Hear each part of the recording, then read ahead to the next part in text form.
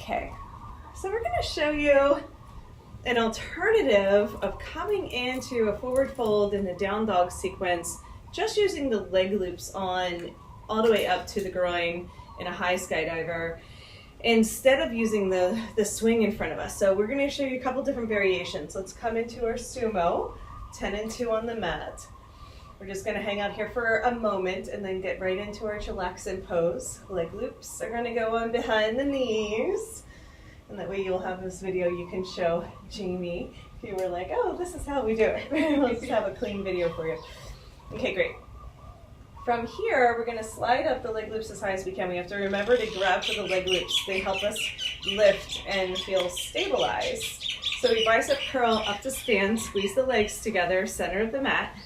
And then you have to kind of wiggle them all the way up into like a sweet spot. There is a sweet spot, believe it or not. Okay, so we demonstrated how to come into a forward fold with the swing in front of us. So we're gonna do that version first. So we're actually gonna take the swing, press it all the way down so it's hitting the front of the legs, so below the belly, below the hip bones. Okay, and then from here, you're just gonna come into a forward fold, hands on the ground. Walk the feet to the back of the mat once your hands touch down, and then you can bend the elbows, let the feet float. So we can say this is called a folded leaf, or a version of folded leaf. Right? It feels a lot like acro yoga. And then we can bend the knees, feet together, and come into a supported headstand. If we do the supported headstand, we clasp the hands together, elbows as wide as the shoulders, so make a triangle with your arms. And then your head might touch down, it might not, but this is a great way to traction the lower back. To come out of it, we're going to extend the legs down. We usually like to stay in headstand for like 3 to 5 minutes, but we're going to do an expedited version. Extend the arms, extend the legs, let the toes touch down, and then we're going to walk forward, keep tension on the swing. See if you can reach up and grab, and then help yourself come on up. Okay, great. Very good. Now let's go ahead and do the alternative. So we're gonna walk our feet about hip distance, a little wider than the hips, and then we're gonna let the swing be in front of us to come on down. We can bend the elbows, we're close enough to the ground. You can just gently let go. There you go. Okay, and then we can let ourselves come forward into a down dog. Press the hips back, right? Let the chest come towards the knees. So this is a nice alternative here to do our down dog sequence, and we can come into our cat's meow, or we pull forward, arch and open. Exhale, go ahead and round in just gently.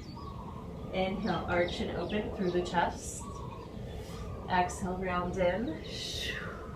Good. So we inhale, pull forward, pull the shoulders over the wrists, just look forward, arching at the heart. And then exhale, lift the back round, navel comes in towards the spine. Okay, we can do all our leg lifts here too. We did before where we added a leg lift and pull the knee towards the chest. Inhale, lift. Exhale, squeeze, gently engaging through the core. Inhale, lift. Exhale, squeeze. Good. Let's do the other side just for balance. Inhaling, lift the left leg up. Exhale, pulling the knee in. Inhale, lift. Exhale, squeeze. Okay, cool. Inhale, lift. Exhale, bring the foot down, hip distance, happy dog, wag the tail. And then the last pose I wanted to show you, which was a really nice alternative, is we're gonna come to the front of the mat, bend the elbows, and drop them towards the floor. It's really intense, so some people may not like the digging more, but there's no weight on the belly. You can bring the legs wide and then feet together. And then I like to press my forehead down towards the floor. So if somebody's not really comfortable or ready to do a headstand, this would be a good alternative for them. How does that feel? Good. Yeah. I'm used to feet in where the straps are for macro yoga, Yes. so for me it's fine. Exactly. So I like that pressure. Other people are like, that's way too sensitive and tender.